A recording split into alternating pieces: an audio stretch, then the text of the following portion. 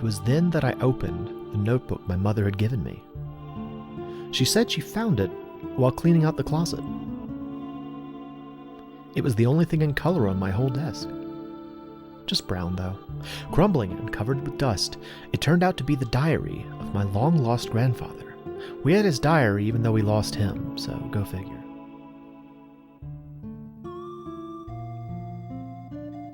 He started with an ellipses. Do you still remember?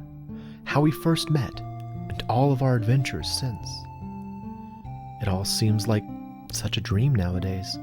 You were a piece of a star that fell from the sky. You were a meteorite. Do you remember those adventures, Meteorite? I love you, Meteorite. You're the best. Grandpa was weird. Whenever I want to return to those days long gone, I close my eyes and whisper your name into the evening sky. Kid. I sort of forgot your name, so I'm going to call you the nickname I called you, which was pretty ambiguous. Kid. Kid. I remember you so well, Meteorite named Kid.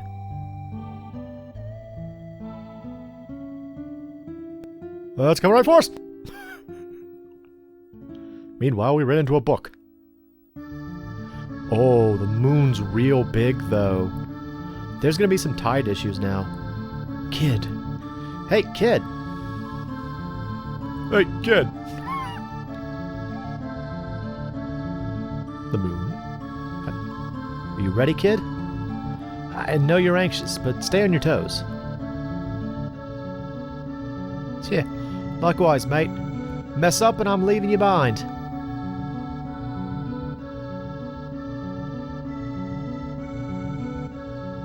Okay. Is that the moon saying that to us? I guess she was a star that fell from the sky. Maybe we're the moon. I don't know yet. Come on, Magil. That bastard Lynx is going to get what he deserves. Say your prayers. Not it'll do you any good. So these three people are standing on top of a hill, and the water appears to be blood and or lava. Also, shooting... that must be Kid. Okay, so these people are unrelated. That was Kid landing. Kid the meteorite. Welcome, everyone, to Radical Dreamers Littressor Unterdi. Go! I have been wanting to play this game for a while. Let's see. There are a few games. I've mentioned this before. Oh, hang on. Le text speed, le slow is le plus. I'm going to go with le normal because it'll give me more time to read things. So do forgive. But yeah, there are a couple of games that I really wanted to play when I started a channel. And this was one of them. Boy, did our information help. I thought the perimeter's counterspell would be quite a problem. Oh, that was good. Boy, did our information help. I thought the perimeter's counterspell would be quite a problem. Kid's braid sways gently from side to side in the cool nighttime breeze. So far, we've managed to slip through the magical shield network undetected and sneak into Lynx's domain. Still, this inner region can make for some pretty rough travel. How big is this garden? Kid, Nagel, and I comprise is the word, this party of three. Here we are. I'm the one in the middle with the dumb hat. It's been something like 3 years since Kid and I met. Back then I was a drifter, wandering wherever my music led me. During my stay in a remote town of Regiora, I ended up running into a girl who later joined me, leading to the beginning of all of this. That girl was Kid. Don't know her name, though. Kid's a thief, of course. Not even 17 years old, already she's widely renowned as a top professional. To make matters worse, she's cute, devilishly stylish, and has a sparkling personality. And boy, can she cook. If you ask her, that is. Well, to be completely honest, she has her share of problems as well. She likes to think of herself as a kind of Robin Hood, stealing from the rich and giving to the poor, but that's just not the case. At times her sharp tongue can get the best of her, viciously lashing out at anyone who stands in her way. She exaggerates every other word, and sometimes lies outright. And as for listening to other people, well, forget it. When it comes to money, well, I've never met anyone greedier in my life. Her relentless pursuit of wealth is ironic, considering she's a nomad like me. I don't know, maybe I'm being too hard on her. She has her good points, too. She can really shine sometimes when she wants to. Glancing back over my shoulder, I notice a silhouette silently emerge from the grove. Magil. This associate of Kid's is known to us only as Magil of the Shadows. I know next to nothing about him except for the fact that he somehow knew Kid before I came into the picture. High-class magician of some sort. Looks to be about 30. He usually keeps to himself, though. The top half of his face is covered with a mask at all times. I've never even seen what he really looks like. At times, it feels as though I'm hanging around with someone from another world. And traveling with this pack is definitely an interesting experience. Kid's quiet about her past, too, but it's like I know her entire life story compared to how little I know about Mago. From time to time, I find myself wondering who he is, where he come from, so on. I'd ask Kid, but I get the impression she knows about as little about him as I do. You might be wondering, how did I end up where I am now? Yep, that's me. You might be wondering, how did I get myself in this situation? Well, there's a lot of reasons, I suppose. I guess you could say that life doesn't always go how you plan. Suddenly, Kid comes to a abrupt stop. Okay, I'm going to pause here real quick because I want to get some stuff out before we go any further. This is Radical Dreamers. It is a Super Nintendo game, and it is the actual sequel to Chrono Trigger. The legendary Chrono Trigger had a sequel on the SNES that was only released on, I believe, Satellaview, I think. And to this day, it has never had an official American release. Many elements of this game showed up in Chrono Cross, which, I mean, you can already tell the main character's name is Kid, or the main character's name is Surge, and the female lead is named Kid, so that's already familiar to people who played Chrono Cross. But as we go through this, I might point out situations where like similarities, but this is a game that I was so excited to play the first time, and I've really wanted to share it for a long time. Actually, funny thing, I did record a series of this, like the second thing I recorded when I first started, but it didn't work out. Just leave it at that. We couldn't make the video work. So I'm going to try it again. Here we go. Suddenly, Kid comes to an abrupt stop. Seems like someone wants to say hello. Oh, is it? That castle? Out of a nearby thicket, two shimmering eyes catch my attention. Whatever it is, it's staring at me, silently. After a few moments, a few more pairs of eyes appear. They seem to be surveying the area. Oh, it's the monster from Level 5 in Earthworm Jim. A deep feline growl breaks the uncomfortable silence, and I realize we're being hunted by a pack of feral cats. First threat in this game? Cats! Oh, no! Oh, it's cats! How are you, gentlemen? Did you set up the bomb? Do I have hope to survive? A few of the figures slowly approach from behind the trees. They look behind me. I look behind me only to see that they've already encircled it. I'm bad at reading, and that's a bad sign, because this game is reading. A few more slowly creep in, now totaling about 10. Chills run down my spine. I hate cats. In a daze, I clumsily unsheath my knife, grasping it tightly as I bite my lip. Kid stands ready with an air of composure. Careful, mate. These buggers are probably rabid. The growling increases, now a constant rumble all around us.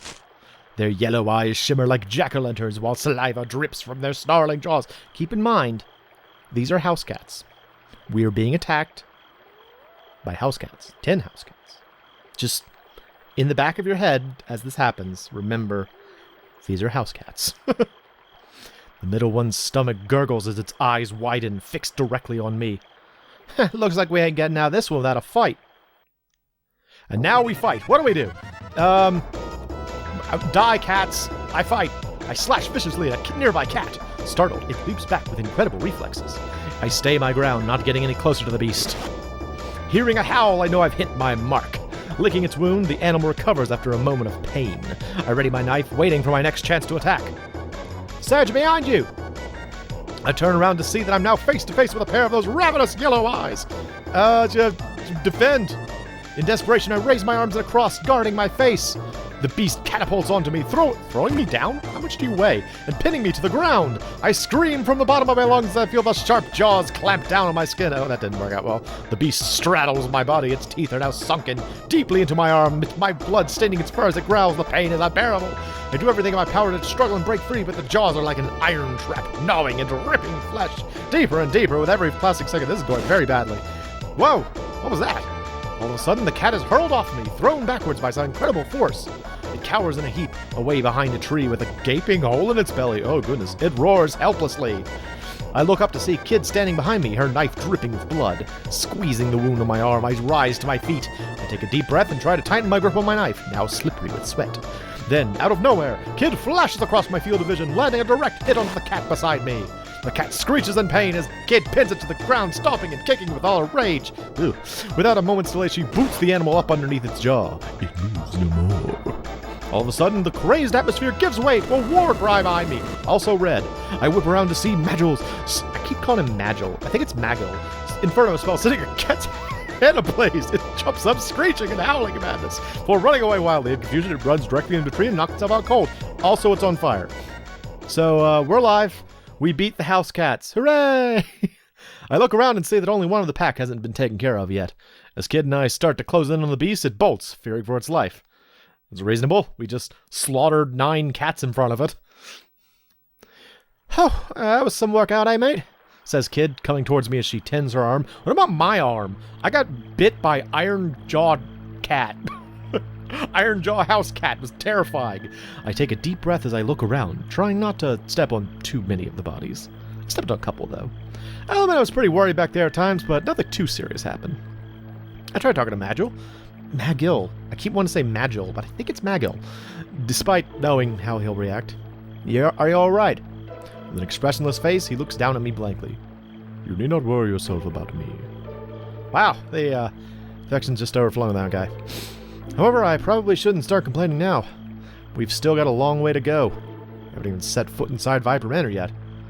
Viper Manor, that's another one. This is where Viper Manor came from. Kid glances over at me, seeming eager as ever, ready to tackle what's next. You gonna hang around all night or what, mate? No way, let's go. Hey, come here. Trying to ignore my aches and pains, I head over towards Kid. Hey, good job back there, mate. She comes closer. I can see the reflection of the moon in her eyes, as she gives me a warm, comforting smile. Come on, we can't just stand around all night. There's treasure waiting to be found. I'm still lost in her eyes as she starts to set off. Yeah, he's kind of head over heels about her, and it gets kind of ridiculous, frankly. Magil continues behind her without a hitch. He is not lost in her eyes. I hurry to catch up behind the two. In a place like this, getting separated would be a bad idea. We continue to make our way through this natural labyrinth of wood and rock. Somewhere, quietly waiting within this huge forest, Viper Manor beckons us.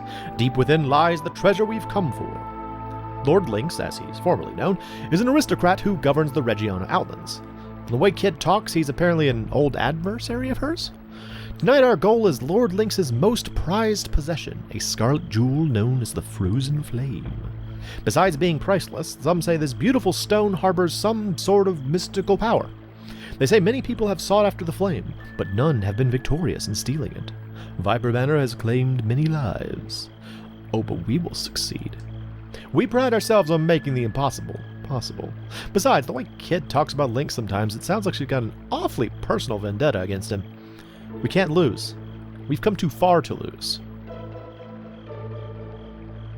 And so, after having spent countless hours crossing this dreary, lonesome forest, the silhouette of a towering mansion finally comes into view through the trees.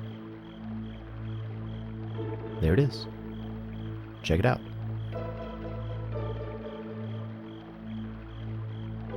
The moon is inexplicably much darker now. We made it, Kid shouts. Your days are numbered, Lynx. We quickly make our move, quietly dashing out from behind a thicket. Once at the mansion wall, we creep stealthily along the perimeter, searching for an entry point. Just assume we're doing that in the background. After a short while, we come upon a terrace near a garden, which looks relatively inviting. I mean, comparatively, yeah. It doesn't look like there are any guards on patrol. Still, the mansion gives off a strange sort of morbid feeling. It's quiet as death. Magil gazes up at the towering fortress.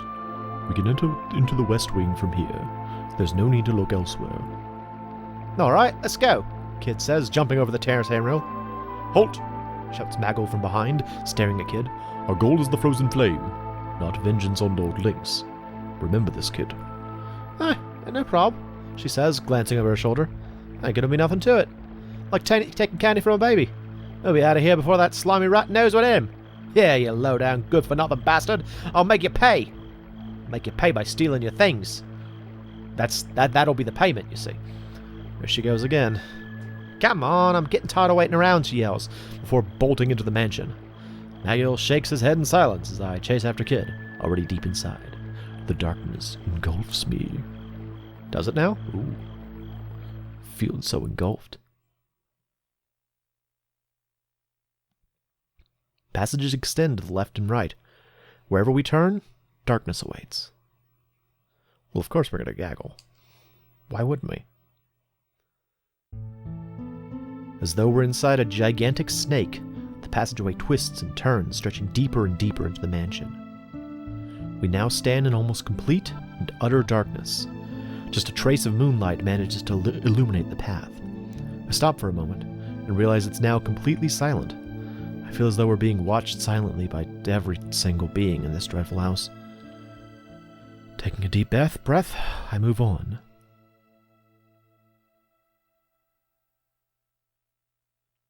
And I set my foot down, slyly. I always hated that line. With the stealth of a cat, yet so valiantly composed, Kid follows behind in stride. Drifting in and out of the shadows, the macabre figure of Magiel looks out from behind. The Weaver of Fate has surely by now taken notice of us, cradling us carefully in her arms. All right, well, that's going to be it for the first episode. I'm excited to play this. Yay. Couple more things I want to mention. As you've seen already, it's mostly a text adventure with pictures. There are battles. There are random elements. The battles themselves are a bit randomized, and you actually have HP. So I hope I don't die. That first fight was pretty bad. I probably shouldn't have held up my fleshy arms for the cat to bite into, but, you know, live and learn, I guess. Anyway, I'm the MoeChicken. This is Radical Dreamers, and thank you for stopping by.